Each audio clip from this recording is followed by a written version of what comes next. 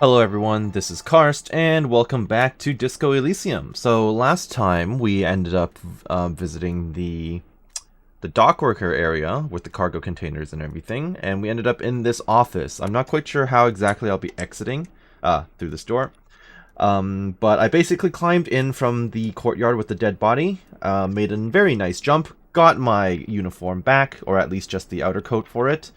And I've been picking up and learning about well, how do I put it? The politics of the surrounding regions, let's put it that way. So let's see what else these orbs can teach me. Standard office file cabinet, the drawers seem to be locked. Can I break it open? On second glance, someone has forgotten to properly close one of the drawers. That's good. It's unfortunate for the Union to just leave their paperwork lying around like this.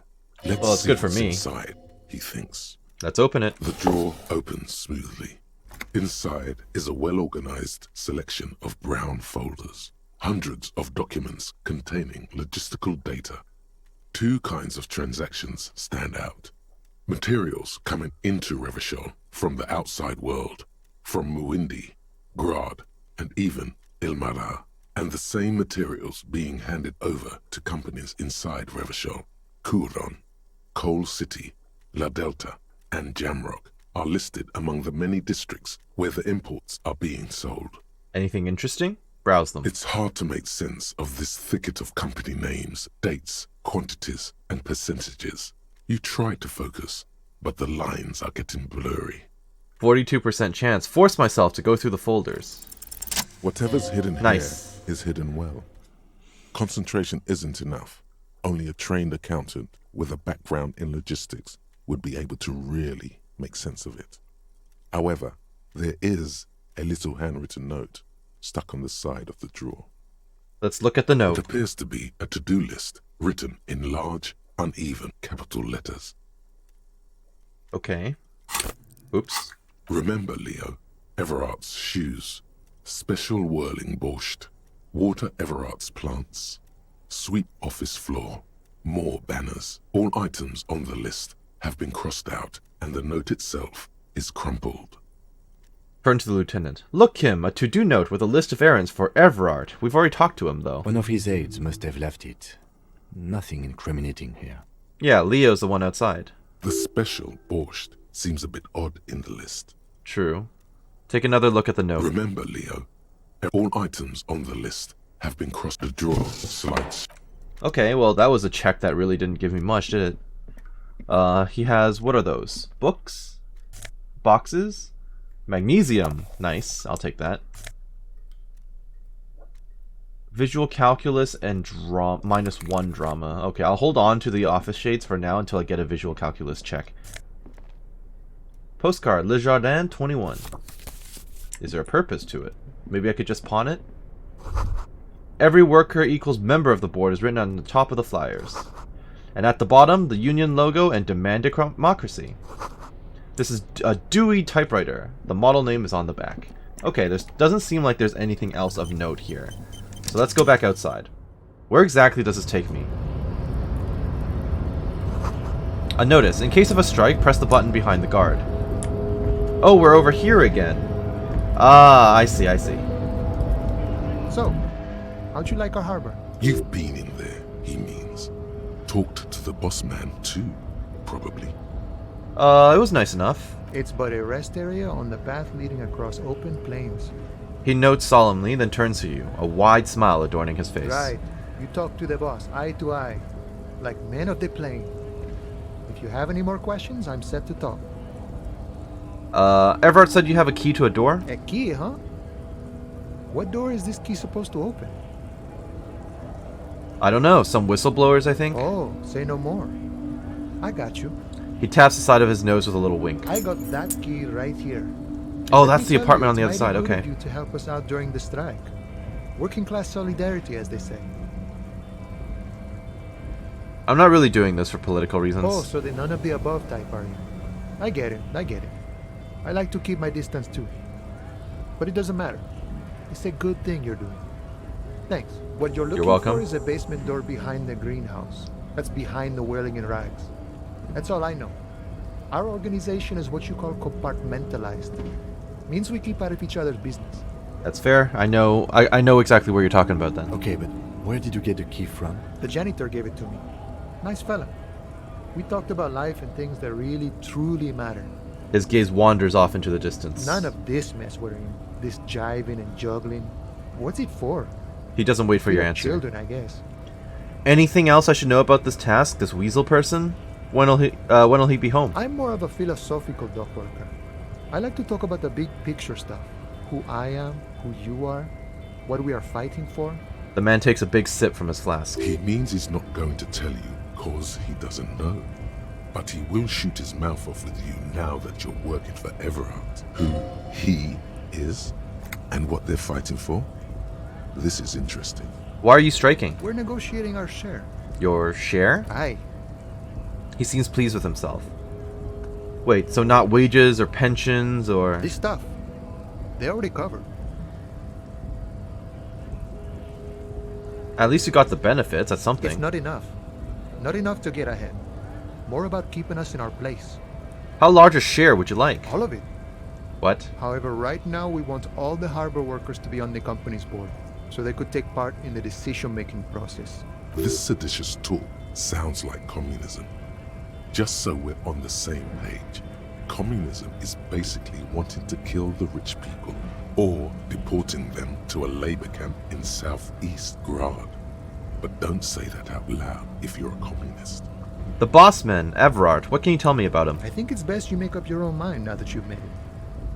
In my eyes, he is a capable organizer and a decent businessman. He shrugs. What does bossing the union entail anyway? I guess you kind of get to be the village chief. He oversees the harbor, makes deals with the owners or other relevant parties. Watches out for his own. By that, you mean corruption? Yep. By heavens, why would he not be corrupt? We live in a harsh and disordered world, see?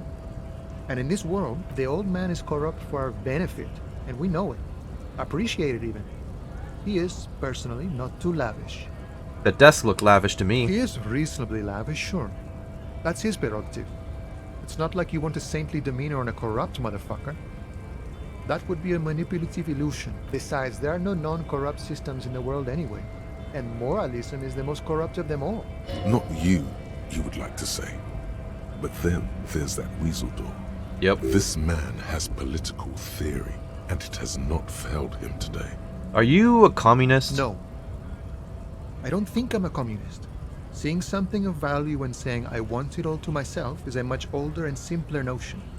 No science to it at all. Even a weak child can think it.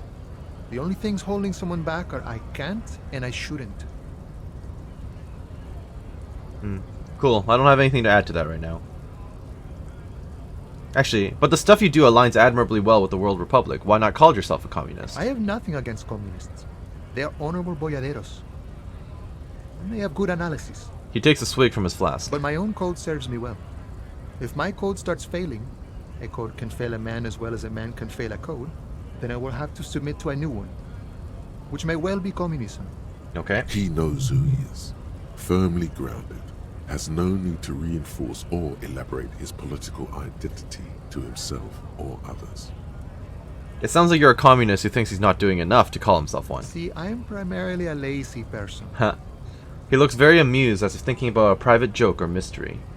You seem to have spent a lot of time thinking about the political situation. Sure, I've had the necessary free time. He spreads his arms wide, Fortunately, there's always time. using the reach to show how much time he has. The look in his brown eyes conjures up an understanding. For him, having command of his time is the most important thing. That's fair. Work-life balance and all that, right? Technically. It all comes together now. The way he speaks about scabs, his general attitude. He's a follower of a 500-year-old Franco-Nigerian Boyadero code, itself an appropriation of Vespertine cool. That of a noble peasant or a traveling herdsman. True to yourself, independent in your actions, loyal to your friends. Doesn't sound that cool. Sounds antiquated, obsolete, passé. It's not disco. Noble peasant, traveling herdsman. True to yourself, independent, loyal to your friends. Maybe I'm a boyadero. No. Oh, but what if... No, the man sits on the railing, his hands reaching far and wide. Yet it feels as if he could effortlessly go even wider, if need be. an endless torrent of time. Any idea who killed the hanged man? The mercenary, eh? Who could have killed him? That's indeed the question. Why even do such a thing? He shakes his head solemnly. The harbor is a prime area of suspicion. In your opinion, are the dock workers involved in the killing? What a thought! Why would noble workers resort to such a thing? Unless they were pushed, of course. He scoffs, looking shocked. Pushed how? Your dead guy was an enemy combatant.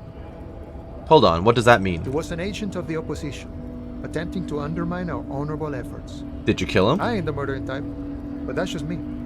Large organizations like our union have all sorts of men, with all sorts of skills. Okay. He's not lying about not doing it himself.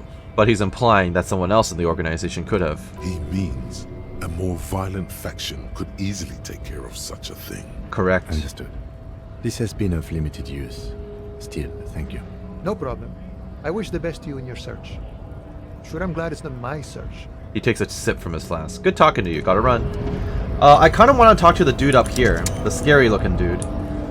See if he has any information for me, or if I can get like a measurehead. Yeah, let's see if I can get like a peaceful resolution to this. Who is this? I can't talk to you. Only you. Okay. Hi. Your body betrays your degeneracy. Okay. Yeah, Measurehead. His body totally betrays his degeneracy. The young woman at the giant's side agrees. Measurehead's babe. Okay. Don't say anything. Size him up first. Say nothing. Size him up first. Are you admiring my morphophysiology? A ripple of muscle passes under his skin. He lets you a look. It must be Oh, he lets you frightening look. to stand in the shadow of this racial pinnacle. Be calm, Sandwich. You are not in danger because you are not a threat to me. What do you mean my body betrays my degeneracy? You have succumbed to Al-Ghul. His face contorts in disgust as if he were smelling a dead rat. You reek of it. An invisible Oh, soul alcohol. of Al-Ghul emerges from your throat. You cannot see it, but others can. It is making the woman in my company sick. Yeah, it means alcohol. Smell your breath. Kim, is it really so It's bad? not good. Thanks, Kim. It's like a rat crawled into your stomach, got drunk and drowned. You're right. I'm an alcoholic. Now I need you to cooperate with me. No, you don't. You need to get another drink. Occidental Haplogroup B4 is done giving orders around here. The influence of the ham sandwich race is waning. Show him the ham still got him. Does this remind you of someone? The guy down there?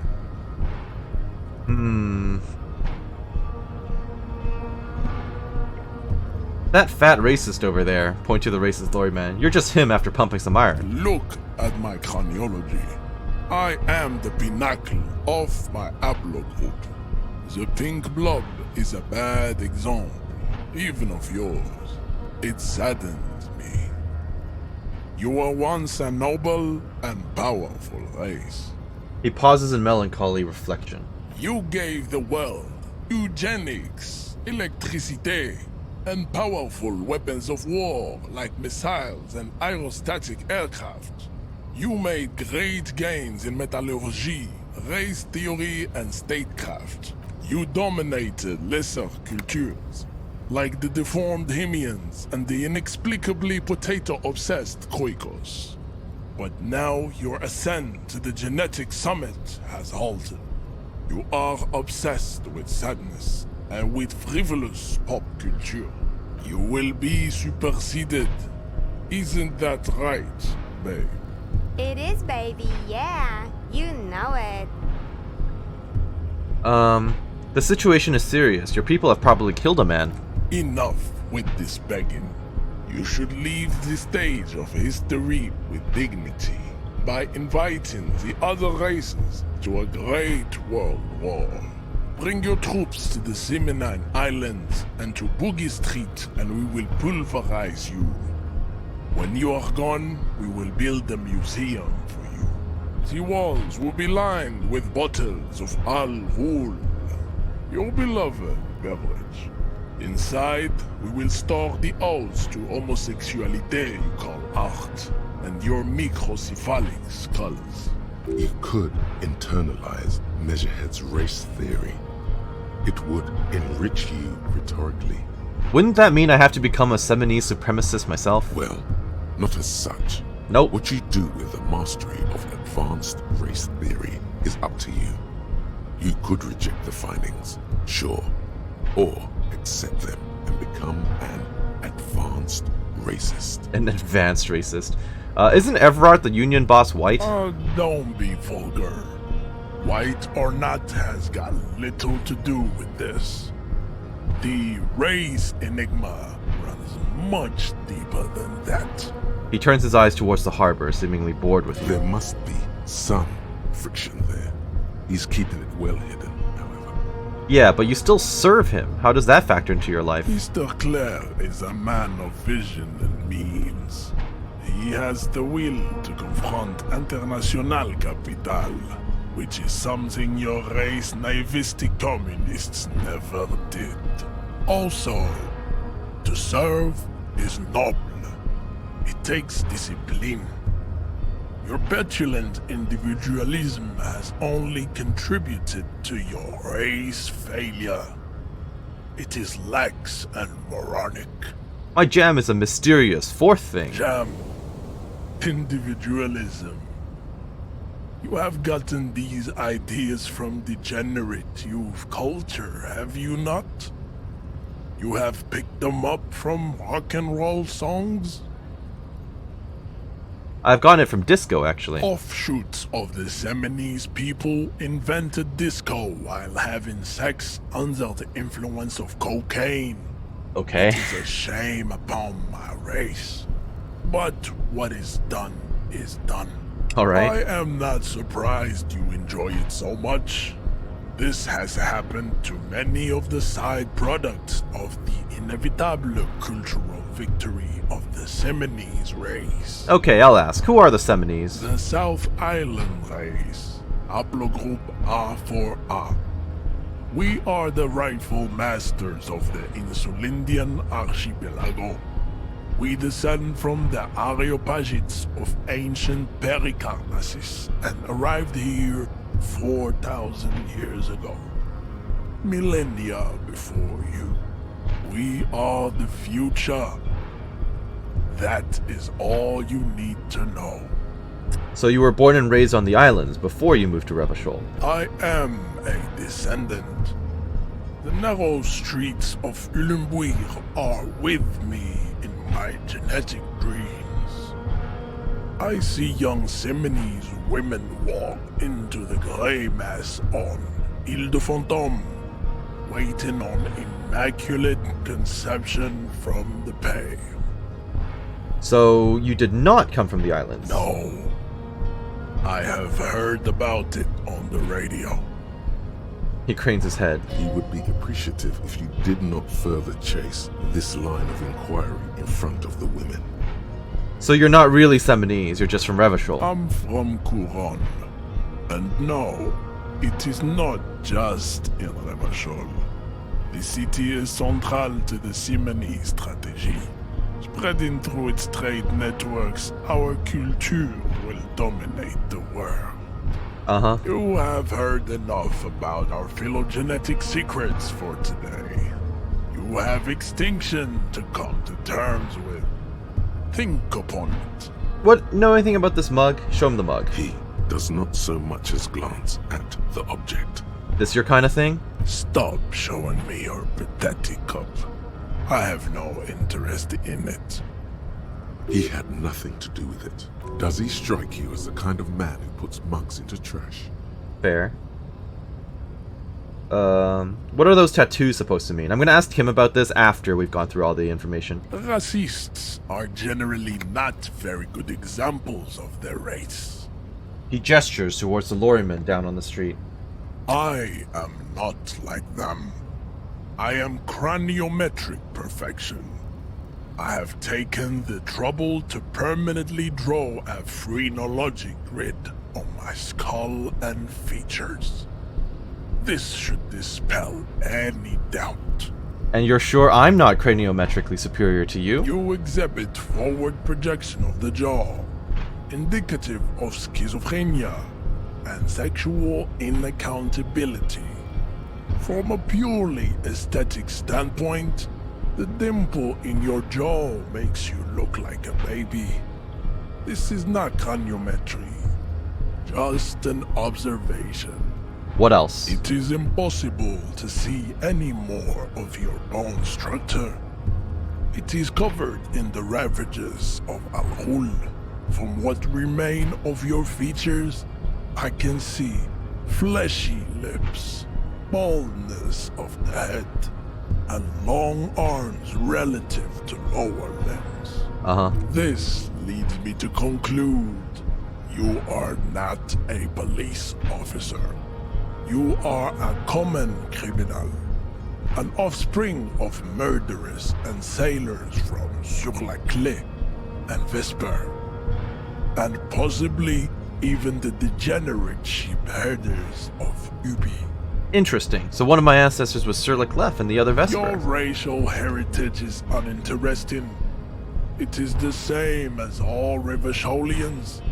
Your parents and their parents made the decision to reproduce while under the influence of Al-Ghul. That is the only reason you are here. And why are you not with the Hardy Boys? I am not the first line of defense. I am the last. In addition, these so-called Hardy Boys are an effeminate clique of bodybuilders. Their company is spiritually degrading. You pick up on something artificial in his tone, like he's putting on an act. This is unlike him. He is usually more himself. Well, I mean, he's not the first line of defense, yet he's the first one here, right? But you're all part of the Union. The Hardy manlets are on the pay of the company.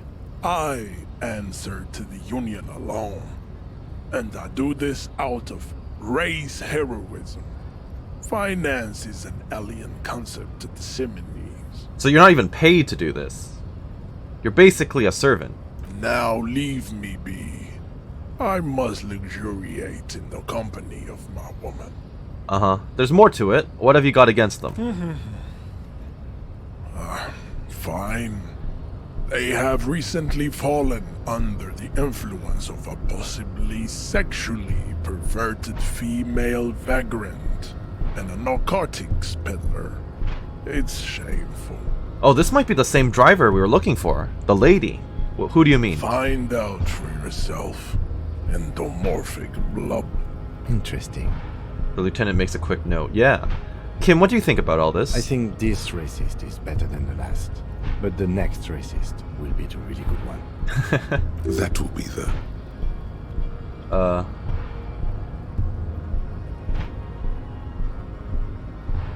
That will be our lucky racist. He will grant us 3 wishes. Your pedomorphic friend has quick wits. A protruding occiput and an indented zygomatic bone. He leans in to inspect. The lieutenant does not flinch. You should keep him close. The congenital defect of farsightedness does not render him a complete invalid. He still has the use of his mind. I will not be subscribing to his advanced race theory. Okay, well that was an interesting conversation. I don't know if he'll let me pass. No, that's the button. Your race descent has only worse. Well, I don't really have a reason to fight him right now. Or actually, I don't even know how to trigger him. Because, I'm not subscribing to that race theory, and then there's no other dialogue option at the moment. Can I go downstairs, please? Alright, let's talk to the big guy again. Right to. Never mind. No new information from you. Okay. Let's then try to get the information about the lady from the racist lorry driver. What do I need? Half-light. Do I have anything that's taking away my half-light? I don't think so. At least not at the moment. Any clothes I can worry about that gives me more half-light, or no? Esprit de corps, no, that's minus. I just realized I have +1 interfacing from these gloves. I should probably equip that. Alright. Alright, let's figure this out. Looking for something, Rod? Come to tell me to fuck off again? Oh, it's still locked. I need more half-light to force him to give me the information. Okay, fine. I'll come back to you. After another level up, I guess. So in that case, I can still ask Renee about the photo. Open the apartment door. I'll consider it. Find the traffic hooligan. I need to find the vehicle, but that's on the other side of the coast, which I can't do till Wednesday. Working class husband. I haven't seen anything related to that yet. The jam mystery. I'll deal with this whenever I can force the other guy to give me the information. And then I still need to... Oh, I have to equip and complete the volumetric shit compressor's thought. So apparently that's mandatory. I have to do it. I'll unlock it. Do I have any points? No, that was my last point. Okay. I need to definitely get the volumetric shit compressor, though. Problem, your shit is apart, and it's rather unbecoming of a cop and human being. It's supposed to be the opposite of that. Together. Compress in a small area. To achieve a solid level of shit compression, squeeze your butt cheeks together for 30 minutes. Do something similar with the twin hemispheres of your brain. Talk to people. Maybe that'll help. Okay, sure.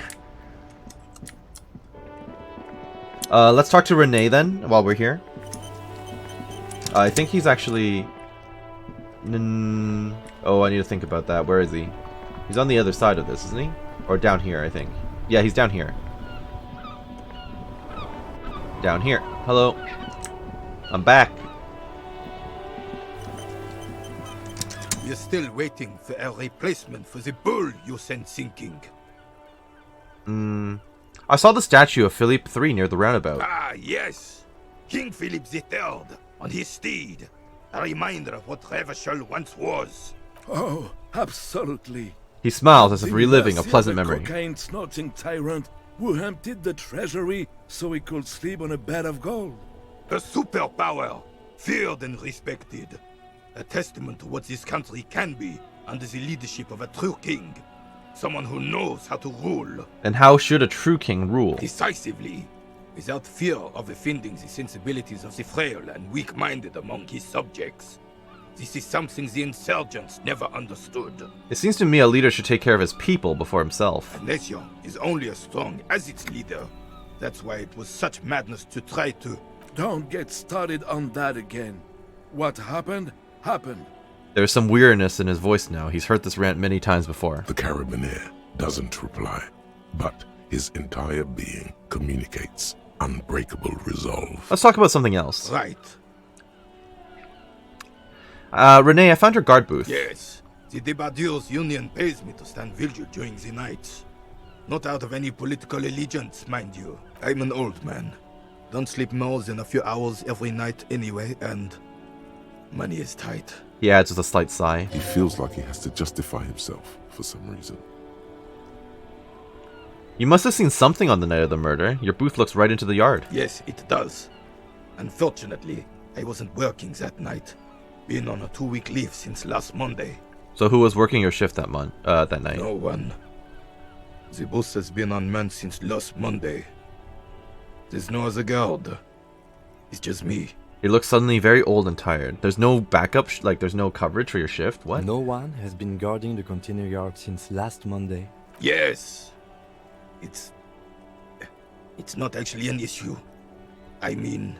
He nods before hesitantly continuing. Look, officers. The container yard doesn't actually need a guardsman.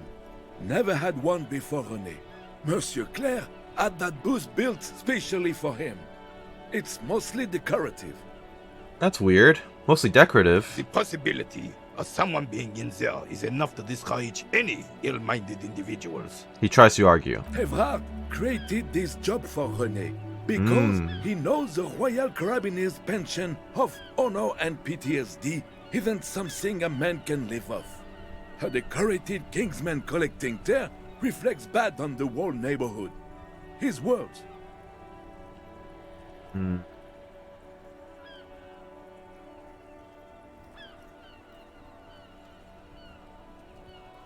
There's absolutely nothing wrong with tear collecting. It's my side thing too. Proudly hold out the tear bag. No, let's not do that. I do agree here, though. Everard does get it. Big guys looking after the small and people working together. I don't love the man, but at least in this case, it seems like he helped out. But we actually need a program. Maybe not get the elderly into the job market per se, but it keeps folks motivated. Yeah, he is just one person. We do need a program. Look, officer, can we conclude the topic of my guard boost now? I saw a picture in there. You were in it, and you looked happy. Who's the girl? She is nobody. This is none of your concern, and I refuse to discuss my private affairs with the RCM. That's kind of fair. His features stiffen, and he gets a cold look. The lady is Jeanne-Marie Beaulieu. Oh, and thank you. She sure as hell wasn't a nobody. Okay, can you want to fill me in on that? Got it, thanks. Yes, like I said, it would be up anyway, so might as well keep an eye out. It keeps my senses sharp. 17% chance is incredibly low for composure. Thank you for your time. Do I have anything that's lowering my composure? Savoir-faire. No, this is all fine. This is +1 composure, so like, yeah, this is already helping me out. Postcard Le Jardin 21. This laminated postcard offers a glimpse across the river. A little more than a decade after the war, the eastern bank is already fully renovated. The hillsides are lush and with gardens and residences. Someone's parked a small beige airship by the fountain. This postcard will sell for a pretty penny. Okay, so it's just to sell. I've already read this. Okay. Maybe you'll fill me in about that girl. I have really outdone myself. He takes a bite out of his This sandwich. is divine. Yes, that's what you need, Gaston. More padding on that fat arse of yours. I hope your heart gives out. René, it's a little pleasures. Life doesn't need to be a struggle. Hello, officer. How might I be of assistance on this fine day? You mentioned Jeanne-Marie Beaulieu. Who is that? Oh, sweet Jenny. She was the finest woman in all of Revachol. Maybe the entire world. He gets a dreamy look in his eyes. Do not defile her memory, Gaston. Let her rest in peace. There's an almost imperceptibly small tremble in his voice. His tone lacks its usual intensity, like he doesn't feel he has the right to speak on the matter. So you both know her? We knew her, all right. Lived on the same street our entire lives, just 2 houses apart. The 3 of us have been best friends since we were 4. His friendly face lights up. She was René's first girl, back when the prick was 16. They were courting till he decided he'd rather die for some great ideal than just be happy. Oh. And then you stole her from me. Oh. He jerks forward, but then grabs his chest and stops. Easy, fellows. No need for this to get ugly. Oh, officer. It already got ugly nearly 80 years ago when the 3 of us were just learning to walk and talk. Gaston is unfazed by the outburst. You stole her from me.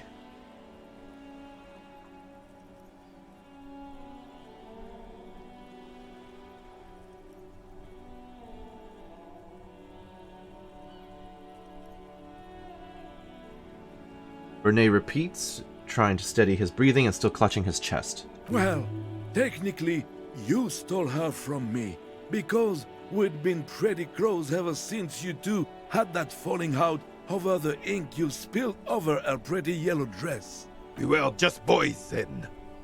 This was different. You. The tall veteran looks at you and nods. No point starting this all over again. For the 1000th and the first time. Especially when we have company. He turns to you. Officer. What happened to her? She died of pneumonia 2 winters ago. It was a quiet passage. Peaceful. He smiles faintly. René and I were both by her bedside when she... He pauses, searching for the right word. Died. No use sugarcoating it. Won't bring her back. Will it now? He sharply fills the silence and adds... Departed. Mm-hmm. Until the very end she couldn't decide between us. The most indecisive woman I've ever met. Why do you think she was indecisive? She could never make up her mind about anything. what to have for breakfast, favorite color, or which one of us to marry. The look in his eyes is happy and distant. She was always leaving one of us for the other, but never long enough to actually get married. That's a bit odd. Heck, technically, we're both still engaged to her. You always confused her. Couldn't let us be happy. Seduced her with your fancy words and pastries. He says with heavy resentment. He suddenly remembers you are still there, falls silent, and turns away. Thanks for sharing. Of course, officer. Memories are all we have left. I'm getting so much random experience for asking about this lady. Tell me, what do you know about the dead man? Let me think. I heard someone was hanged and left on a tree for a week. But that's all I know, really. Come on, you must have heard something. No, officers, I'm sorry. And I really would like to assist. You are both good guys. I can see that. He adds, smiling apologetically. Then help them, you wimp. You have plenty of shoulder with the ghost caviar in the Union. Someone must know something. Reproach fills his eyes. He means caviar socialists. I wish I could, but I just don't know anything. I always keep my nose clean and don't gossip. Everyone knows and respects that. His cheeks turn red. Odd.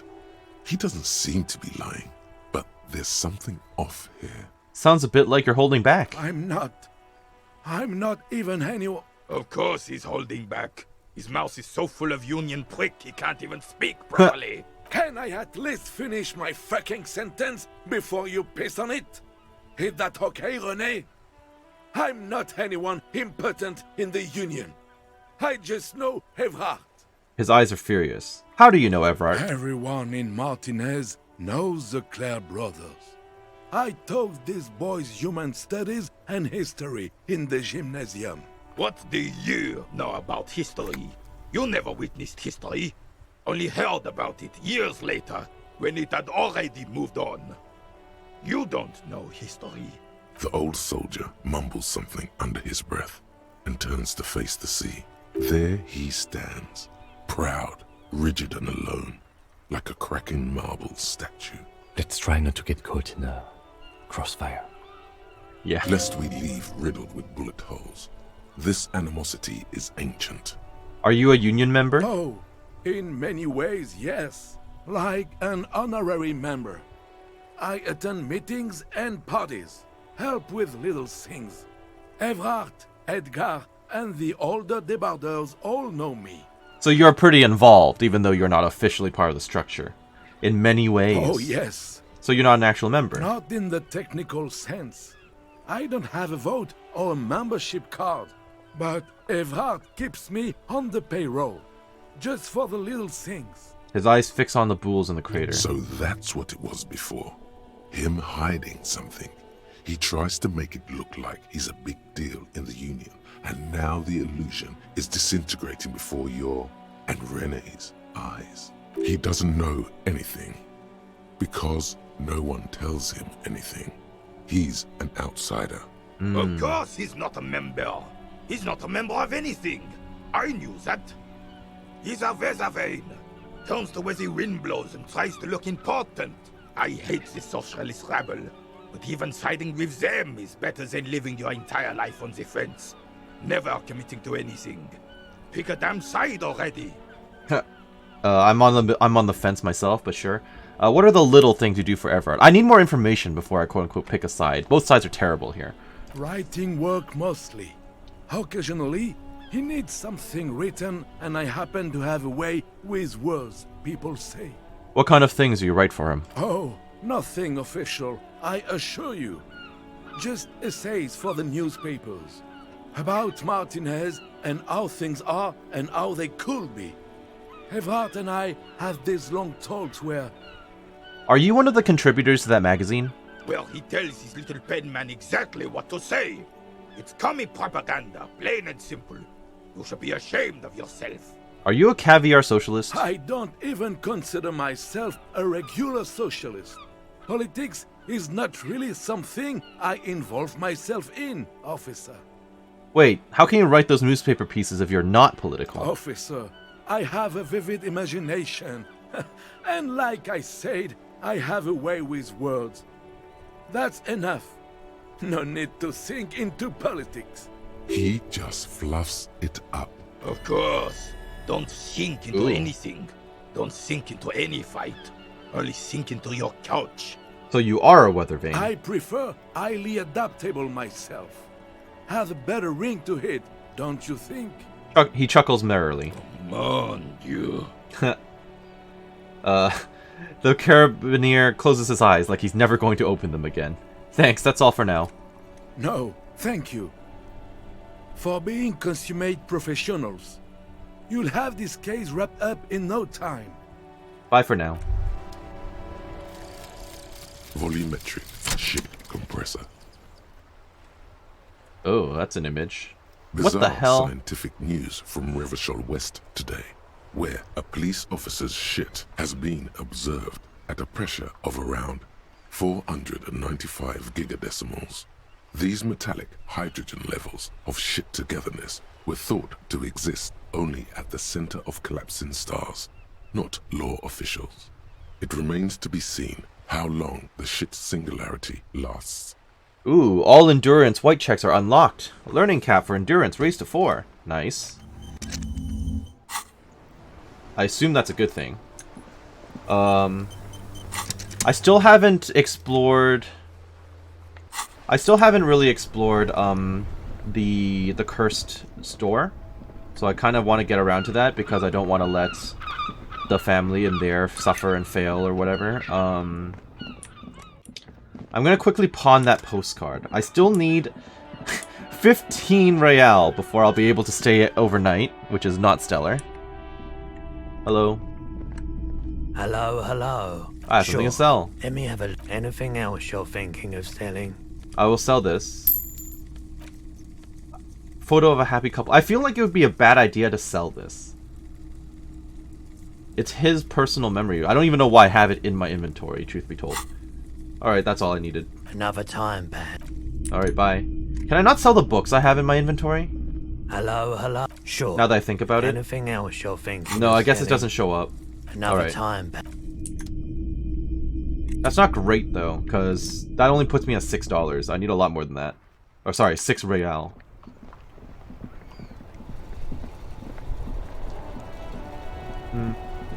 So, off the top of my head, I still need to pull down the body, and I should probably investigate the store.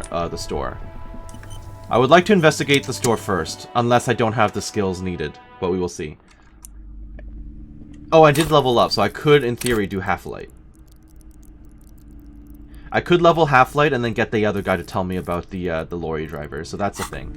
I'll do this first, and then I'll go and try to figure that out. You see a set of tattered curtains blocking the way to another Pull the office. curtains open. You see a dimly lit room full of dusty furniture and trash. A doorway stands in the back, covered in dozens of scary little Seminese wards, your shadow looming over it like an omen. A small terrified O escapes from Plaisance as she tries her best to look away, her round face buried in her hands. Alright, in we go. Let's put on the flashlight for this then. Might make my life a little easier. Ghostly silhouettes of hairdryers. Okay. A vaguely androgynous portrait of a man. Looks like Guillaume de Million. That hair poster. Okay. A heavy door with a missing handle stands before you, covered in dozens, if not hundreds, of Seminese trinkets and charms. It appears to be locked. Knock on the door. Only an echo. No one is there. Well, I'll unlock the door with the key then. After exerting some force, you manage to turn the key. It's eerily silent. The door slides slightly open, letting a draft of cold air into the room. An uneasy knot forms in the pit of your stomach. I'm going in. Kim, you want to talk to me right now? What is this place? The lieutenant stares at the dusty training equipment. I think this may be the Artemitep's Boxing Club for young athletes. I assume I saw that on a sign outside. I think you're right, though it looks like no one's been here in ages. I doubt the electricity still works. Good thing we have a flashlight on us. Correct. An eerie feeling rises in your chest.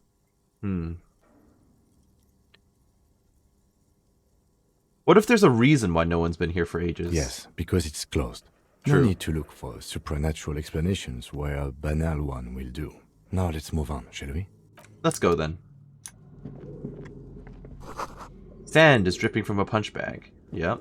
What is this? Is this a bowling ball? Shot put ball. That's perfect. I can give that to the old guys. The poster says Citius Fortis. The rest is worn off. I'm not lifting that dumbbell. A barbell lies on the floor. Sorry, The barbell. color has worn off its weight plates. It's 60 kilograms. Your triceps hum at the sight of these weights. Show the world what kind of beast it's dealing with. Lift them. There are no collars on the barbell. This is a safety hazard. Very true. Why does it feel so familiar? Is this familiar because I'm a weightlifter? Probably not. Look, Kim, it's a trap. There are no collars on the barbell. You're right. The weight may fall off. Better not touch it then. What kind of a bastard would just remove the collars? It should be a felony. Probably not It true. would be a violation of EPIS safety regulations if the gym was still operating, but it isn't. No one's supposed to come here anymore. Oh, I'm apparently wearing some high-performance weightlifting gloves. Good to know. It's only a 42% chance, though. Is this familiar because I'm a weightlifter? No, it's not that. It's the stale smell of rubber, the squeaky sound of sneakers, your bruised knee against the mat, and a whistle. Then the feeling is gone. Was I a gymnast at one point? It's just a memory. 42% chance to succeed. That's pretty low. I'll come back to this later. Worn out wall bars. They look unsafe. I say I'll do it later, but let me take a look. The barbell Do waits it. patiently on the floor. Oh, I made it. Like a dog for its master. You might want to step away, though, Kim, just in case. For safety reasons. Conjuring up an inhuman amount of strength, you raise the barbell up in the air. Your biceps tremble, but you're a savage. This is a children's game. I'm a true champion. Oh! Healed my morale. I hope I get experience for that, at least. A warm wave of accomplishment washes over your head as you drop the barbell to the floor. For a moment, it feels like you're strong enough to succeed at anything you ever set your mind to. Hey, but you're still in a ghost house. What if someone heard this? What if they know you're here? Good technique. The lieutenant nods with approval. Okay. Well, that was kind of pointless, honestly. And it was probably risky, too. It would have damaged my health or something. Let's go up. Oh. The hallway is blocked by old window panes and debris. Looks like the remains of the 24-hour window repair shop. Well, it's not like I can climb through it or anything, so... Where is this? Taxidermy? A large demijohn full of strange liquid. Wild animals stare at you in the dark, stuffed and mounted. Okay. Airship rotors covered in spiderwebs. They remind you of blades. I don't like that. Mannequin area. Naked mannequin torso. A strange yellow color. Well, there was some color, sound just now. I'll take that money. I will happily take the $3. Only need another $10. Blue velvet, soft to the touch, moth bitten. Nice. What's in here? Skis with slipstream printed on the laminated top layer. Steel rotor blades bearing a slipstream logo. Production schedule filament memory. What is that? Is it just to sell? Shot put ball. A ball used for playing shot put. A favorite pastime of elderly gentlemen. You feel like you should hold on to this and make good use of it. To sell such beautiful old school sports equipment would be a sin. Yeah, I'm gonna give it to the old men because I threw away their ball. What is this? The cube-like crisscross of filaments feels oddly fragile in your hand, its intricate structure covered in dust. Silver tape on the side says, Production schedule. Note, this filament contains information that can be read using a radio computer. Okay, so I should wait for that until I run across that before I consider selling... Oops. Before I consider selling that. Hello? Is this Emma's atelier? Possibly. But where are the clothes it used to display? Good question. What the hell? This appears to be some kind of machine with a cube-shaped heart and a wired framework. The keyboard has a rectangular on-off button. A piece of paper still hangs from the printer. The radio computer. Just sitting here without anyone inside. Says the lieutenant, watching you circle around the machine. What he means is that these things cost money. Why would anyone just leave it behind? Do you think I should turn it on? We have one of these down at the station, but I never really learned how to use it. I'm going to step away first before I turn it on. I do have the thing for the computer, though, but I want to kind of read the rest of this stuff before I go anywhere. Scribble across the notebook. Developers of the most advanced RPG in the universe. Oh, okay, so this is like a game... That explains the sage. This is like a game development area. Your flashlight slides over an old green chalkboard covered in scribbles, sketches, and schemes, like some ancient cave mural. Some of the writing has faded with age, but you can still make out sections here and there. Photos and drawings have been pinned to the board. Inspect the drawings. These lithe, pointy-eared creatures appear to be different types of welkins. You make out autumnal candle welkins, casting wax-based magic. I can't say I'm familiar with a welkin. Translucent welkins, with organs shining under their skin. And even ether welkins, hailing from the vast emptiness of sidereal space. Who are all those creatures? Fantasies of a tortured, feverish mind?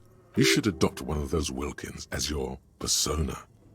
No longer a mere man, but a welkin. No, I won't be doing that. One of the welkins, towering among the rest, appears to be different, however. Examine the welkin. This is important. It's Vara Hamira, a high welkin, his face white and scarred like cracked marble. This guy? Is clearly a Welkin supremacist. The note says, all non-Welkin races will be purged. He's not, I just realized he's not actually a sage. He's holding a sword.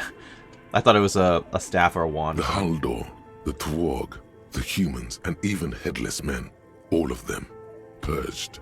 Imagine a world filled only with Welkin, Green Welkin, Dread Welkin, and the High Welkin to rule them all. An inordinate amount of time has gone into drawing these little Welkin creatures. One of them is a Welkin supremacist. Political commentary. That one has a great beard, too. The lieutenant nods at the Welkin's facial hair. Why would anyone spend so much time on this? Because they're nerds, like us. Some people really like building a world, I think. Even if it's just for a game. Yeah, like the developers of this one. Who are these creatures? Who drew them? Are they real? I have so many questions. Obviously they're fake. Come on, man. This looks like concept art for a project. It's not really real. Oh, okay. Well, this has been educational. Let's move on from the Welkins. Just look at those details. So much effort. And for what? All gone. True. Inspect the photos. The photo collage depicts barren, icy landscapes wrapped in perpetual night. You see permafrost and glacial landforms, dead trees grown in under the snow. Entire oceans have been frozen from shore to shore. There are pictures of settlements on dried up riverbeds, abandoned in a storm. Animal corpses in the dark, carcasses and bones. You see primitive oil rigs built into glaciers, boreal dvorg, yurts under the snow, great mammoth-like beasts of burden. Albeit dark and cold, this vision also feels cozy in its own way, like eggnog or morphine, a much-needed respite from our own world. True. A pinned postcard reads, "The heat death scenario. A desperate fight for geothermal energy engulfs the world as Wirral becomes untethered from its sun, drifting through the universe." Inspect the schedule. This is a monthly calendar from the year 50. Cryptic words like sprint, daily minimi, and GPI span the marker-drawn grid, the grand scheme of production and money. The year 50? I thought we were only in year 51, so this is only a year old. Minimi stands for a mini meeting. It's part of a bigger framework for managing work called RUN. Station 41 tried to implement it a few years ago, but failed. Keep reading. What happened? As time goes on, the numbers in the boxes grow rarer and rarer. The board becomes an empty snowfield in the final days. Only failure and regret dwell in this region. Looks like they didn't make it. The lieutenant looks at the frigid ice field of A nothingness. note in the bottom left corner of the chalkboard says, "See the prod schedule filament for details." Which I have in my pocket. Inspect the note. The handwriting is only partly legible, but you can still make out 3 slogans: Call in, Tune out, Wirral Untethered, and Heat Death of the Universe. Lovely. What is this? This old fireplace is covered in lines drawn in blue and red marker, the mesh spreading over the stone like blood vessels on alabaster skin. It looks ghostly and strangely ancient. The whole thing resembles Kadran mosaic tiles. Very pedantic. Hold on. How do I know what Kadran mosaic tiles are supposed to look like? History classes, students with their textbooks open, studying the roots of our civilization. Those aquarelle blue tiles looked beautiful in the sun. What am I looking at? Radio frequencies, it seems. UKV 123.6, UKV 123.7, UKV 123.9. Some written notes, too. Sparse and cryptic. Radio frequencies for what? Unclear. It looks like a cardiovascular system split into veins and capillaries. Very advanced. So we're dealing with something medical here? No, not necessarily. You think so? The web is comprised of radio stations, all lead back to one red heart, titled The Game Master Frequency. A note says, this one can listen in on any station it wants. Looks like a surveillance program. Correct. If it's a game, then who's playing? Whoever decides to call in to a call-in station, it looks like. All of this is gone, left unrealized. There's no way a little basement studio working here could pull anything like this off. True. My God. It's as if the less money they had, the more ambitious their project became. The lieutenant leans closer, his finger tracking the maddening rhizome. The schedule. I know doom when I see it. The company was running out of funding. Well, you're correct. He nods at the calendar on the chalkboard, wiping his marker-stained fingers clean. What else? Squint at the lines. Nothing. It's just lines on marble. An echo from times long gone. No one has used the fireplace in ages. Okay, let me check the computer. And then I want to see this door, and I'm pretty sure there's a hallway out here that I didn't look at yet either. The dusty radio computer sleeps on Let's turn it on. The machine lights up like some prehistoric animal stirring from its slumber, revealing fluorescent play and print keys on the keyboard. The hatch on the machine's central compartment is wide open. Look inside the compartment. It's empty like a beehive without its brood. Some cables have been left dangling, disconnected. The filament you have would fit perfectly inside the compartment. Insert the production schedule. Like a smooth draw, the filament slides into place. On the keyboard, the play key starts blinking. Press play. A bar of fabric right above the keyboard starts producing a soft hum. The sound of static seeps through the machine's planar magnetic driver.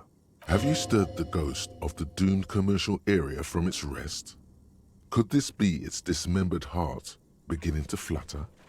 Oh no. It was already glowing and now it's also making a sound.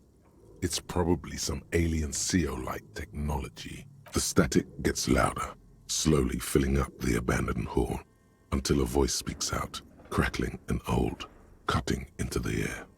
Good afternoon. Fortress accident en rue de Saint-Ghislaine.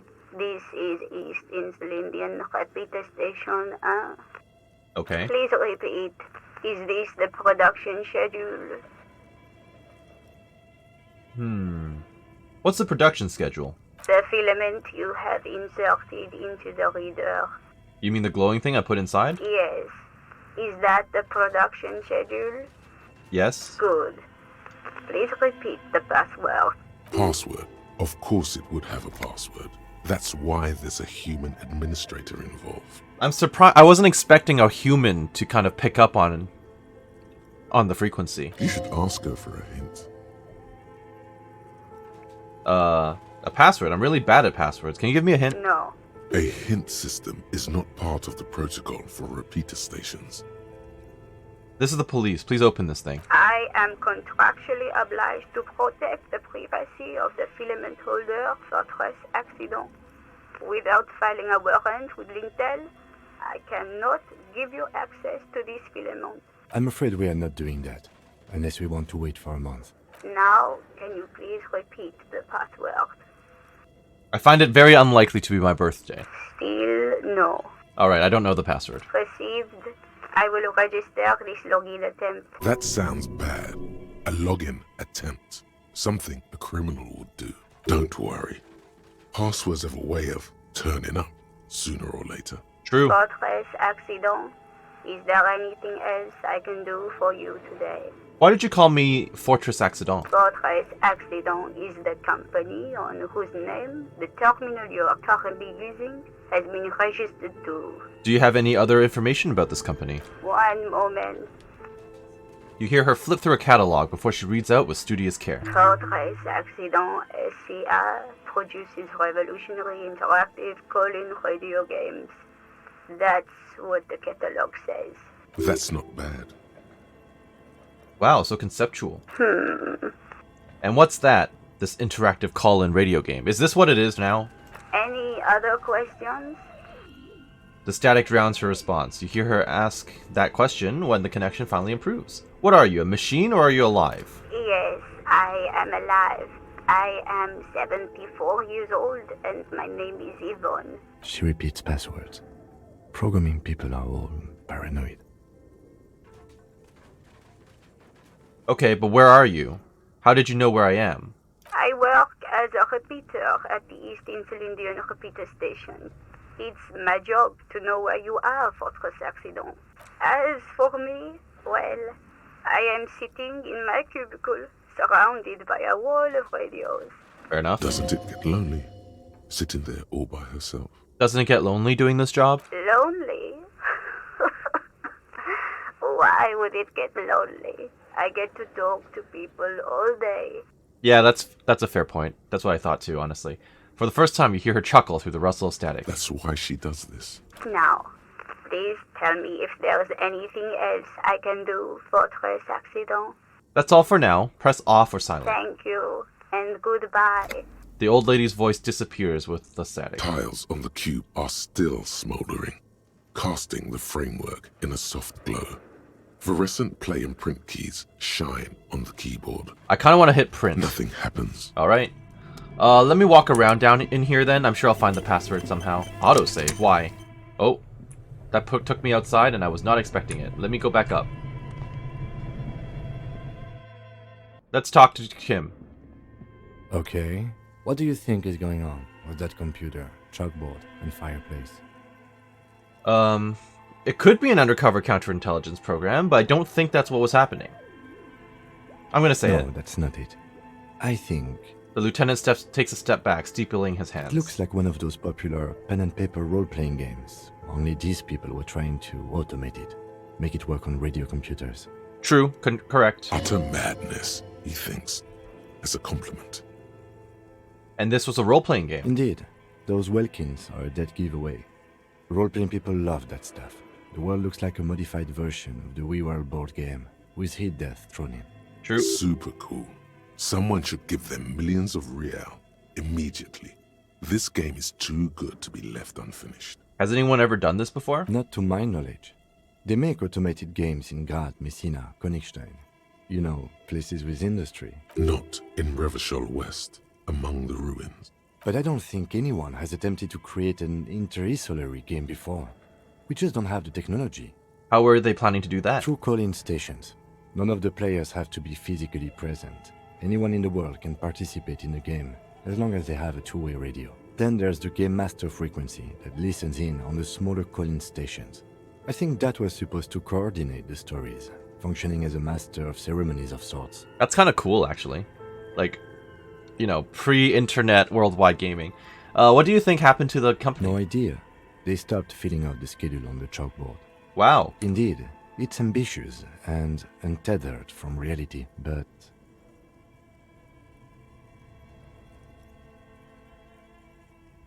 The world is cold and lonely. This would keep it company. Let's finish It's it. too late for that, I'm afraid. A half smile breaks out on his face. He looks around the derelict room. The pipes howl and a rat crosses the floor. Let's keep moving. I'm still only at 7. Good cop. I apparently have killed 3 people. Oh, this... Right. This is outside the context of the game. That was in the past. This old fireplace, the Yeah, we know. whole thing resembles... Yep, okay. Let's see what else is here then, because I haven't gone down this hallway yet. Hello. An iron safety curtain curves before your eyes, folded like a bellows. It covers half the room, blocking the way into a colossal industrial chimney. Isn't this where they said that the ghost or the entity lives? This must be where the entity lives. I'm gonna leave it alone for now. I'm gonna open that later. Shoes in a puddle of melting snow. Melting snow? Okay, well, I mean, it is... Wait, so it's recent. Someone was in here. Does someone live here? Yeah. Postcard La Delta 51. Let's look at it. The sunlight has made this postcard almost completely sepia-toned. Midtown traffic passes overhead. The ghosts of skyscrapers disappear into a beige midday mist. Vapor rising from the delta on which the district was built. This postcard is prepaid. Okay. Okay, before anything else, let's go back down to the underground area. I'm not 100% sure where that leads.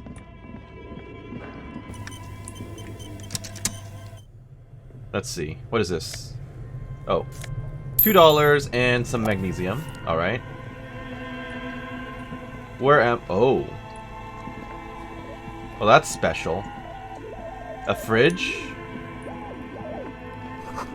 An ice cream maker, defrosted and unplugged. I'm gonna leave that for after. The wall collapsed. It's inaccessible now. What is this, a boiler? A thick layer of coal dust covers the furnace, coloring it pitch black. Looks like this furnace has a face, and it's a face of agony. Kim, what is this thing? Is it a furnace? Looks like it. Looks like an old central furnace used to heat the building. It's connected to the chimney. He opens the door and gingerly peeks inside. No one has used it in ages. No signs of any recent fire.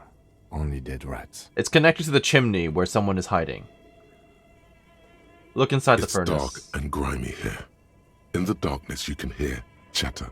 It's coming from above. A voice or several voices talking to each other. Near the smoke chamber, upstairs. What are you doing? The lieutenant asks when he sees you climb halfway inside the furnace. I'm not sure, Kim, but I think I can hear someone talking upstairs. Wait, really? Maybe it's coming from behind those safety curtains we saw upstairs. He looks up at the ceiling. I shouldn't yell into it.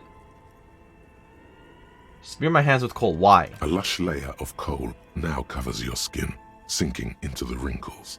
Your hands look ancient. Maybe you could paint something with this coal. Leave a cave painting for future archaeologists.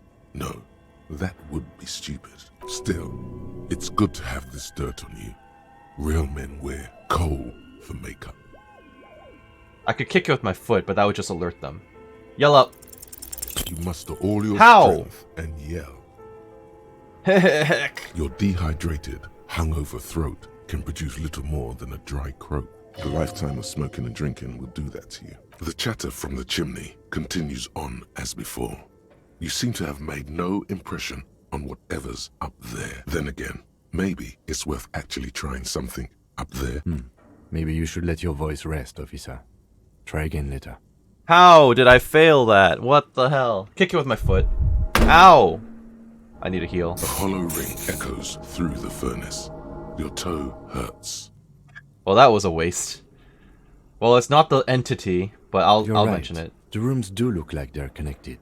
But malignant entities don't exist. At least not the supernatural kind. I just asked him whether or not it's the entity in the chimney. Always has to be the skeptic, this man. Then what was the chatter you heard?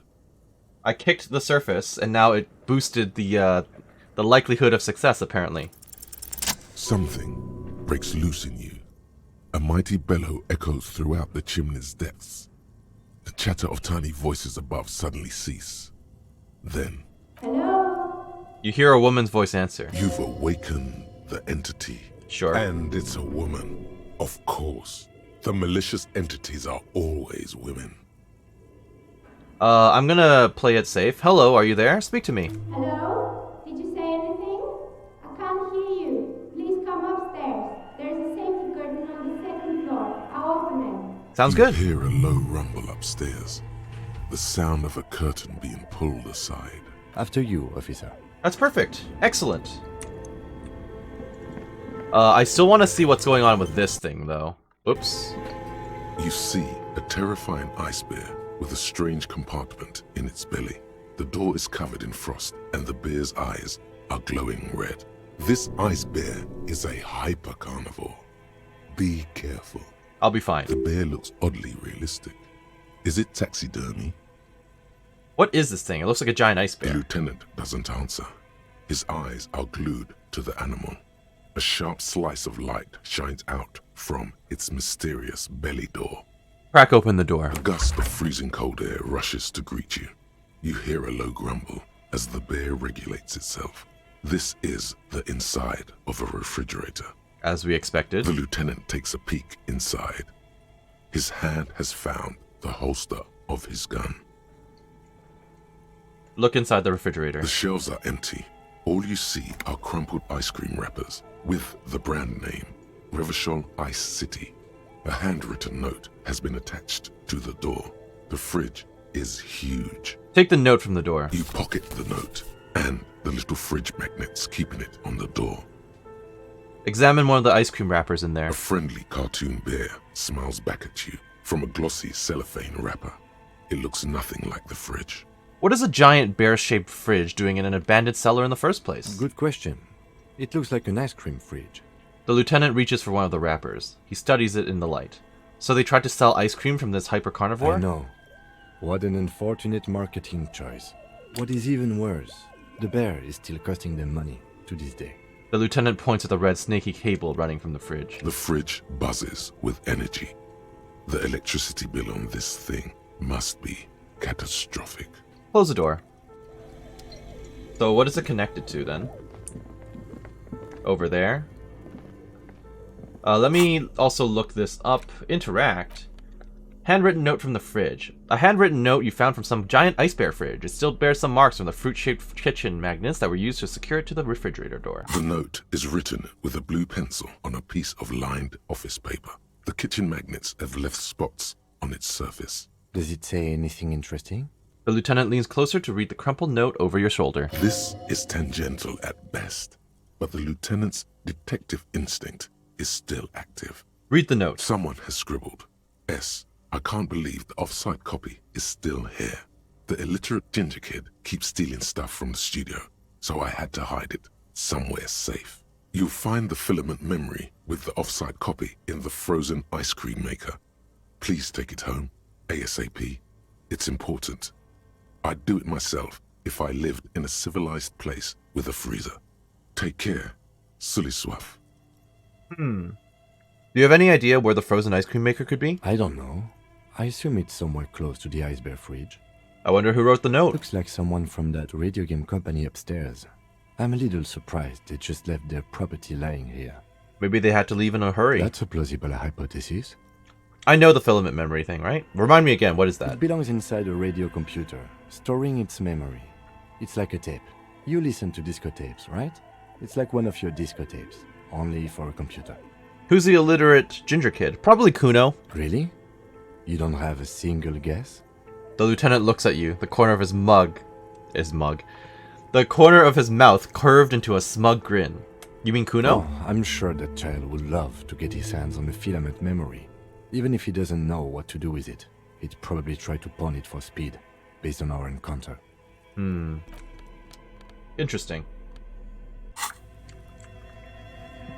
Is this not a freezer right here? What is this? The flashlight casts a strange shadow. There's a hidden doorway here. Oh, okay. Let me in. Let me in.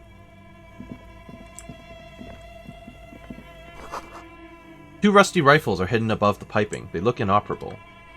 A few bricks have fallen off, revealing a compartment behind the wall. It's too dark to see in. Where are we? Look around the secret room. Seems like an old bunker from the revolutionary period. Look at all those rifles. Must be an old weapons cache. He points up at the rifles under the ceiling. Look, there's a hole in the wall. Shine light on the hidden compartment. There is, yes. And there also appears to be something inside the hole. Interesting. Do you want to take a look?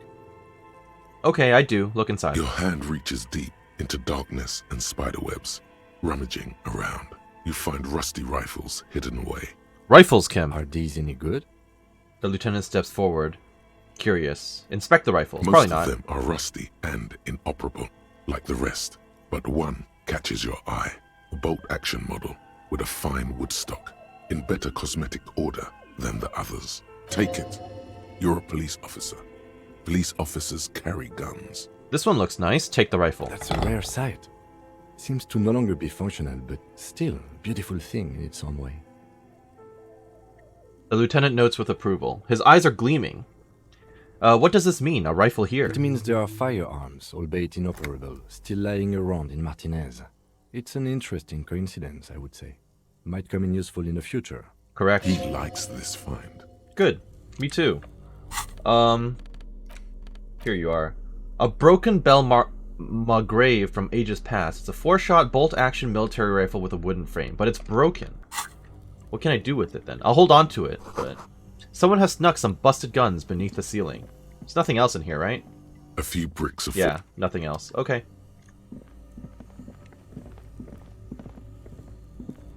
Then this would be the freezer then, presumably? There's a lot down here. Frozen ice cream maker that's still running. This orange machine is buzzing like an old submarine.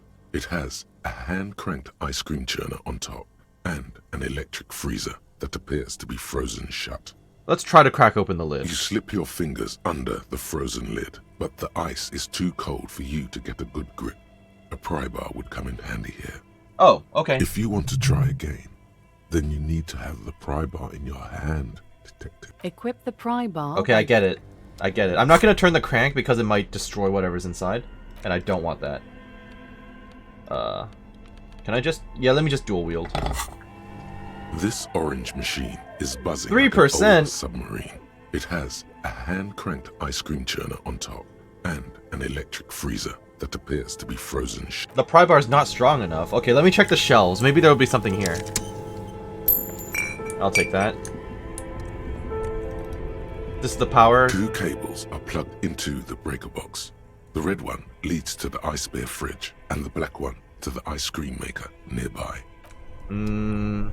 Let me hold off on unplugging first. If it's something needs to be kept in the cold, I don't want to melt it or anything. Intercom wires are running into the breaker box. I'll come back to this section in a moment. Oh, we just went out here. We opened it from the other side. Okay, cool. Okay, a couple things I can try here. I can turn the hand crank. This orange machine turning the crank feels oddly satisfying, like stirring your childhood dreams. In the distance, you hear water dripping. It's all gone now. You'll never become a poet or an entrepreneur. Okay. Heroic needs 3%. I'm way too weak for this. What if I unplug it then? 2 cables, something close to you, dies with a soft electric purr. Why did you do that? I don't know why I unplugged it. I do things without The a reason. lieutenant raises his brows, but doesn't say anything. Why are you blaming me for that? I unplugged it so this will hopefully thaw out. This orange machine is dead still. Still It 3%. has a hand-cranked ice cream churner and an electric freezer. The ice around it slowly melting. Let's try again anyway. The ice squeaks beneath the pry bar. You think you've got the bar jammed in there pretty well, but the lid simply won't budge. You see the pry bar's metal handle bending right before your very eyes. Yeah, well, that's a good pry bar. I'm not criticizing it, but this ice cream maker is frozen shut. It takes an advanced tool to get it open. Advanced? Where do we get one? I have no idea, officer. His ice cream maker isn't important enough to requisition a special tool. Sooner or later, you will stumble upon a tool mighty enough. Then we will know what's in this mysterious ice cream maker. Fair enough. Let me plug it back in then. Only the red cable is somewhere. A machine hums along. Okay, I hope that didn't screw it over. Me unplugging it just now. Let's be safe and actually load from before I unplugged it. Let's do that.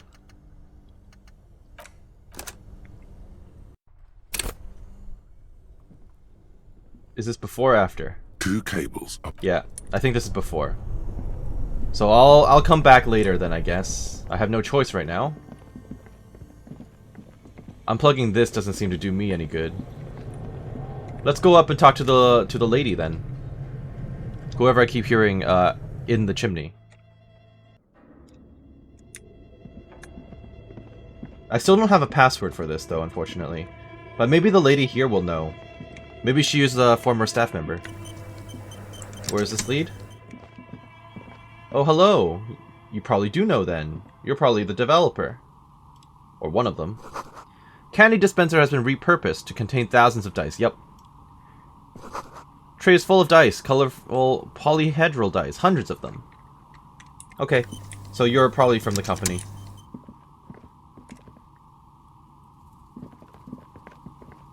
Hello, I'm Nia. Novelty dice maker. A bird-like woman sits on a throne of tools, with emerald light shining through her hair. Did you try knocking on my window? I must have missed you. I've been listening to my Melius. She taps on her headphones. So what kind of die are you looking for? Could this be the malicious entity? Perhaps it's wise to go along with this masquerade for now. She's got a direct view to the backyard. You should interrogate her about the Elysium. Hold on, what do you mean by Milas? Yes, Amelia is like a call-in station. You need a two-way radio to access one. That's why I have these. She pats the headphones on the table. Mostly, they just teach you to swear in different languages. But some of the stations can be quite interesting. I was so absorbed, I must have missed you knocking. You must have me confused with someone else. I haven't knocked on your window. Then how did you get inside? By the south entrance? You know what? It doesn't even matter. What matters is that you're finally here. Let's talk dice. Did you have something specific in mind? Why are you asking me about dice? Move on. I'm a novelty dice maker. Tell me the name of your role-playing system and I'll make the die you need. That's why you're here, yes? As she speaks, her bone-like fingers fiddle with a ring.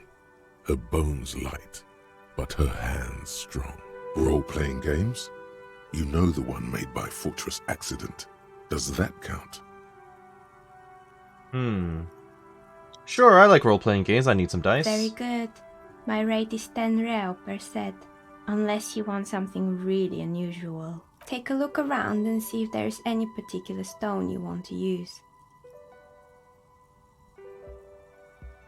The walls around her are covered with rows of precious stones and minerals. It almost looks as if the stones and dice are a natural part of the room, growing out of the shelves like stalagmites. This person means you, or no one else, absolutely no harm.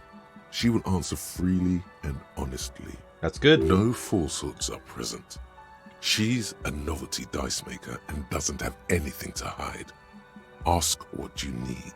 How'd you become a dice maker? How did I become one? It was a business decision. I was a regular jeweler at first, but that's an unfocused field with too much competition. Some of my friends were role players. They asked me to make some polyhedral dice out of cobalt. That was my first order. I grew it from there. Do you like role-playing games yourself? Not especially. I like working with rare materials and a steady pay. And role players as customers? They're nice people. Some of those nice people have big bucks to spend on novelty items. Very true. She's thankful for the security they provide her. Hey, where are we anyway? What is this place? We're inside the chimney of an old central furnace. It's strange, I know. She looks at the ruddy bricks that make up the walls. Even though they've been repainted, there are still signs of coal black soot here and there. But when I arrived here, all the other rooms were taken. so I had to build myself a makeshift home. Besides, I don't really have to pay any rent here, so that's a plus. Plaisance was right. There's an entity living in the chimney. You should ask her about the curse. Creative. The lieutenant looks around the spacious room, its ceiling fading into shadows above. When she arrived here, there was no room anywhere else. She must have known the other businesses. Do you know what happened to other tenants? Everyone else is gone. More or less. Are you interested in anyone specific? She adjusts the yellow scarf that covers her hair. Oh, quite a lot of them spring to mind. I specifically want to know about the game store.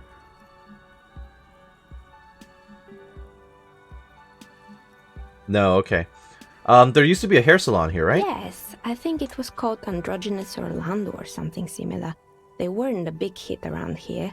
Turns out that working class men don't like genderless haircuts. They're scared of that word. You wouldn't like it either. The others would laugh at you. A bit of experimenting every now and then isn't bad. It's not about the haircut. It's about the confidence. I'm a simple man. I don't really have opinions. Actually, yeah, I don't have opinions on Me hairstyles. neither. I don't care. I just want it off my face. Yep. What happened to the gym? It wasn't merely a gym, it was Artemiteps Boxing Club, a community project created to steer at-risk youth away from drugs and crime. And who was our A Artemitep? kind man from Zemsk. I heard he had some trouble with the law when he was younger, and that's why he wanted to start the gym, as his way of giving back. Maybe that's what Kuno needs. A community-centric boxing club. Kuno? Who's Kuno? Her eyes narrow in the dim light. He's a little gingered gremlin who likes to defile dead bodies. Oh, you mean the kid with the sailor's mouth? Yes, I've heard him yelling profanities in the backyard. She looks out the window, her face reflecting back in the dark. I think it would take more than a gym to help that kid. Judging from the kids I've met so far, it didn't really work, did it? It didn't. If anything, it made the youth situation in Martinez even worse. At some point, someone started a rumor that the punching bag downstairs was full of amphetamines. It's not really full of that. No one would store their drugs like that. Eventually, the coalition took away the funding and the club went bankrupt. This was a few years ago. It's gotten much more peaceful around the plaza ever since. What's up with the broken windows? Oh, this one's a mess. There used to be a company that promised to repair windows 24 hours a day. What could go wrong with this one, right? Turns out, the business was actually set up as a front for an illicit group that was producing snuff milias. Who would have guessed? Oh, that's terrifying. What's the snuff milieu? I know exactly what it is, but the game's gonna explain it anyway. Trust me, you don't want to know. And they never cleaned up the debris either. Now it's just littering the hallway and I have no idea how to get rid of it on my own. Cool, very cool about the debris. What's a snuff milieu? Well, you know what snuff is. I don't like it. It's a sub-rosa radio station that broadcasts real murders with real victims. Some people pay good money to get off on it. No thanks. Nothing changes in her tone as she says that.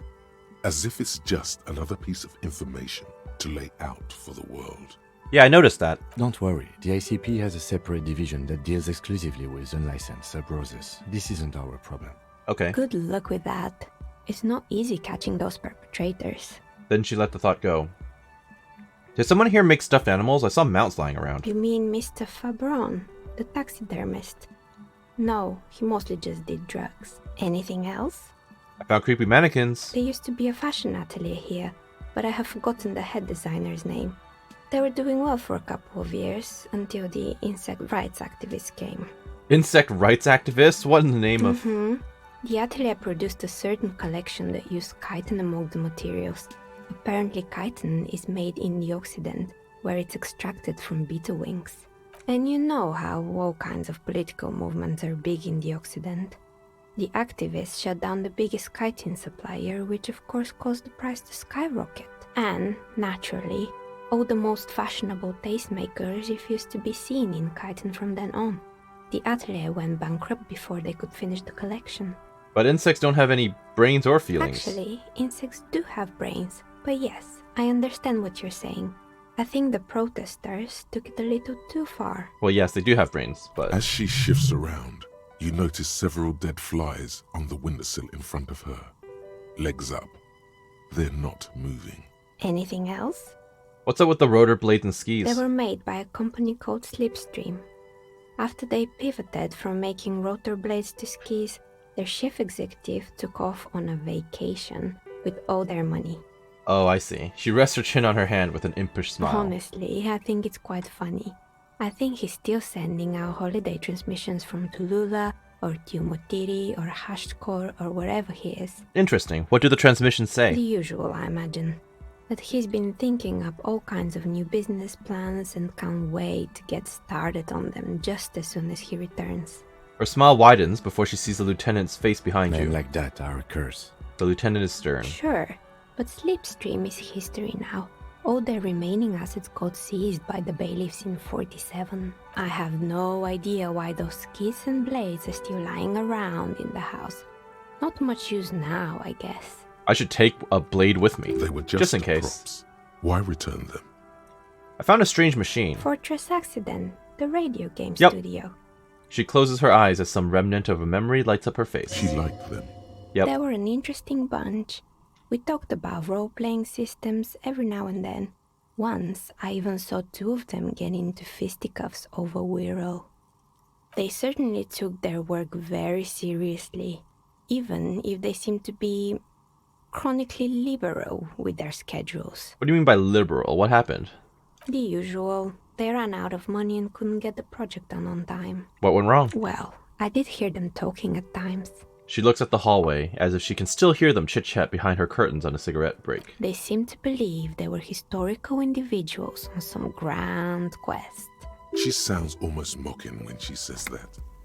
From what I've seen so far, the project did look quite impressive. Yes, but when the money started to run out, they just began to complain a lot about capitalism. You know, how the markets are rigged to keep out new businesses and so on. In the end, they just didn't get it done. They didn't have enough willpower to produce something truly historic and to show up to work on time. Yeah, so you're saying they were probably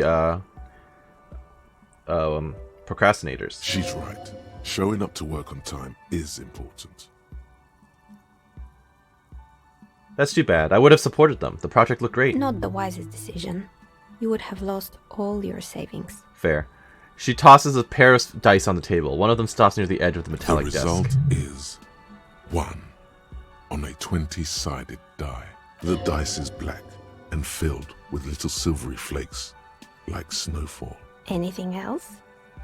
There was a terrifying taxidermied bear in the cellar. Oh boy, the fabled Revachol ICT. You're in for a treat here. She smiles and leans closer, hands on her knees like a stand-up comedian ready to tell a story. The place was owned by two guys who had some rather innovative ideas about marketing. The bear was one of them. Now ask me about their other ideas. Okay. Indeed. What were the other ideas? Alright, what about the other ideas? There was really just one. And it involved picking out the prettiest girls in the neighborhood and paying them 20 cents per hour to man the booth. Okay. And by man the booth, I mean slump behind the counter with a face that could maim you if you ever dared to disturb their bored magazine browsing. So like Flit. She leans back, disapproving. Sounds like she really didn't like those girls. Fritta does the same thing. Exactly. Yeah, I know a girl just like that. She works at Flit as a cashier and she's not particularly friendly. Employing silky teenage girls is a widespread practice, yes. Unfortunately, they always come in packs. I'm talking about acne-ridden girlfriends and gorilla-like boyfriends loitering near the shop. At least that's what happened with Ravachol ICT. And they already had the bear. She closes her eyes as if remembering something painful. What about the bear? The bear. She repeats, pressing thumbs into her temples like trying to suppress a headache. It didn't work out? Of course not. The bear was terrifying. No one wants ice cream guarded by a hostile apex predator. To make matters worse, the fridge didn't work too well either, and half the ice cream came out malformed and partially melted. Eventually, Ravachol ICT lost the price war to its rival, Glace 5000. Class A 5,000 sold caramel sundaes for only 5 cents a piece, out of regular fridges. The bear was scary. Every time I saw that bear, I felt scared, like it could become alive at any moment now. The taxidermist who made it said it was his vision beast. He said he met his vision beast while high on desiccants. He called it Megatherion. Sounds cool. Scary. But cool. What's a vision beast? It's an imaginary beast that guides you through life by telling you to do more drugs, mostly. I don't have a comment on drugs. I don't do drugs anymore. Very good. You shouldn't do them. You're a police officer after all. Anyway, now you know the story of the fallen ice cream empire. She seems almost sad finishing the story. Anything else? I found the Another building. failed business, perhaps? I've been here for a long time. I found the building's intercom, but it's not working. Oh, right. I hope you didn't try to ring me. She rubs her forehead. Her scarf has left a dusty line. Or a line on her dusky skin. I think none of those doorbells work, including mine. I'm still in the middle of connecting the wires. Sorry about the confusion. Well, there was one business that doorbell responded. with the empty name card must belong to her then. Yeah, someone answered that. The Slipstream one, yeah. So you're telling me the doorbell with the empty name card was yours? That's right. I haven't even written my name there. As I said, it's quite useless right now. It doesn't work yet. I was wondering about the Whirling and Rags. Is it part of the same building complex? You could say so. Both houses were built at the same time and under the East Delta Commerce Center project. That explains why you can call the whirling from the intercom, albeit I doubt that anyone responds. If the whirling is part of the same building, then it's part of the Doom commercial area. The darkness of this place is there, too. And that's probably related to the blue door that no one seems to know anything about. I saw a name, East Delta Pinball, on the doorbell. Right. It used to be a gaming arcade. This is an ancient failure, before my time. I'm not surprised, however. My advice, don't base your business on a fad. Hypnotism, floriography, trick-track, especially pinball. Agreed. Pinball is the worst. His disdain for pinball could not be clearer. A strange thing happened when I tried calling a company called Slipstream SCA. Someone answered. It can't be true. They don't work here anymore. They've been gone for years. She looks like she doesn't really believe you. Are you sure it was Slipstream SCA? Was it a woman? Maybe it was Plaisance from the bookstore. First, it wasn't Plaisance. I know her and would have recognized her voice. Oh, right. But did this person say anything? She still sounds skeptical. She said she was from Tricentennial Electrics. Tricentennial Electrics? There's a moment before she recognizes the name. It used to be a major electric company 100 years ago. 100 years ago? It wasn't just some kids playing a prank on you? So there's definitely something a little weird. No, it was something else. It was eerie. It was too real to be just a prank. Either we're dealing with a professional actress, or whatever happened, keep your cool. It's probably better to admit that it was a harmless prank. No, it was something else. Something eerie. Narrow your eyes. Pranks can be eerie. She looks as if she's still convinced that there's nothing to be worried about. Oh, the kids these days. We were just one of them, and now they're terrorizing us. No solidarity. Sure, I'm listening. I had other Good. questions. I hope it clarified things a bit. What else? What do you know about the man who was lynched before the Whirling and Rags? Nothing really. I didn't know him. Who cares about the dead body? Ask her about the curse already. The lieutenant looks at his notebook. Then, the woman under the large window. Your window looks directly onto the courtyard. You're saying you didn't see or hear anything unusual last Sunday evening? I'm sorry, detective, but as you know, I usually have my headphones on when I'm working. It shuts out most of the daily ruckus behind my window. What do you mean by the daily ruckus? Well, there's always something going on in the Whirling's backyard.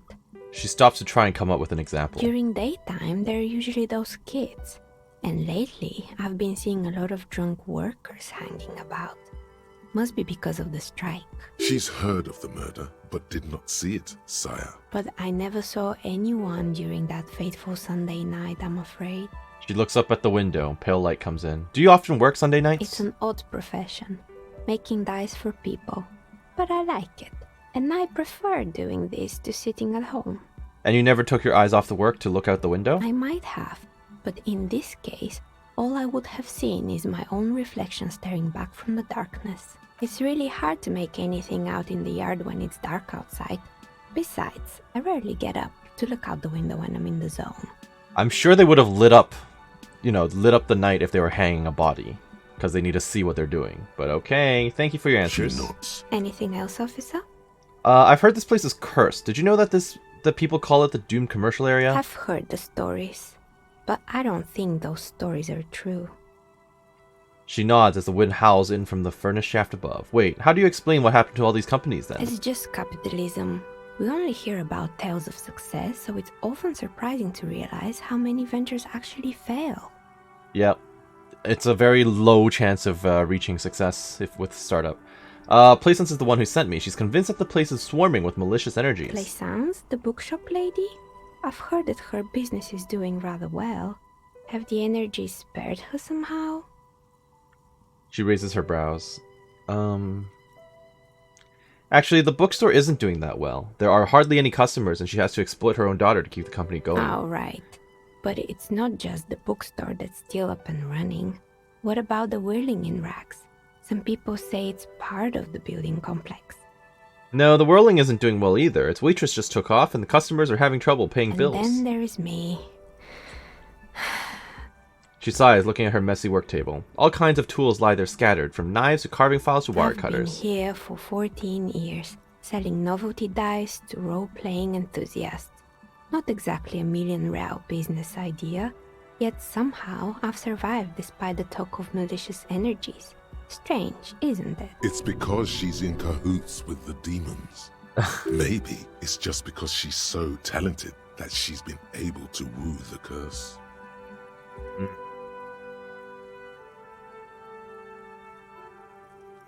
Plaisance thinks it's because you're the source of it, a malignant entity. Malignant entity? What does that even mean?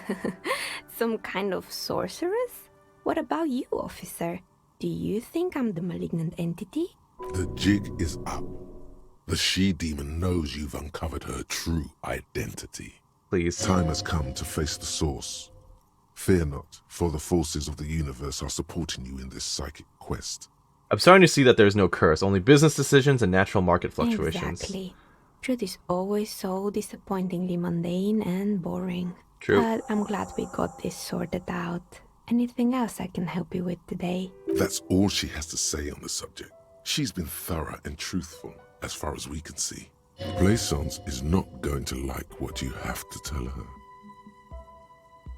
Why hasn't her business failed? Low shivers. You feel nothing. If anything, it's uncomfortably warm in here. I'm not going to take off my clothes. She has begun to idly clean one of her carving tools with a dirty kerchief. The tool's sharp edge shining in the light of her desk lamp. I'm gonna have to come back with shivers. Alright, time to go then. Intriguing. I still don't have the password to this. And I don't know how I'm gonna get it. This just leads me back out here. Let's check out... Come on, let me use the door. Yes? No. There you go. Let's check out the rotors again, because the people from the past or whatever, they answered from that from this building. The electric company or whatever, but no, I don't think there's anything here. All right. I'm back, Plaisance. Time to fill you in. You're alive and well. Don't keep me waiting now. What's in there?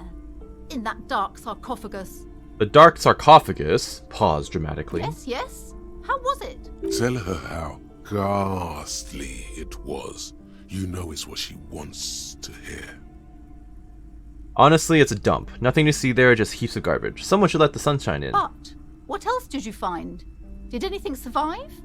No, of course not. Have you located the entity?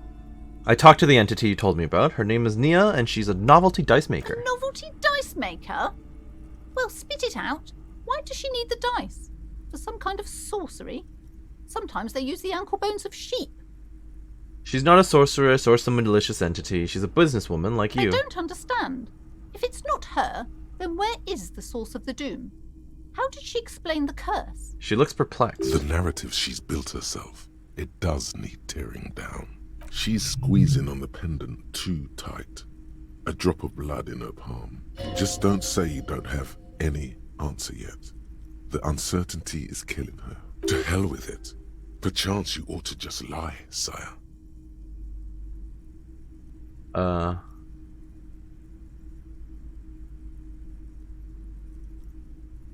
She says it's just capitalism. Bankruptcy is a quirk of our economic system. Wait, what?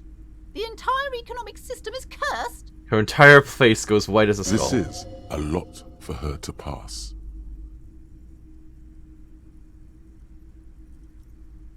What I meant was, I found the source of the doom. Forget about the economy thing.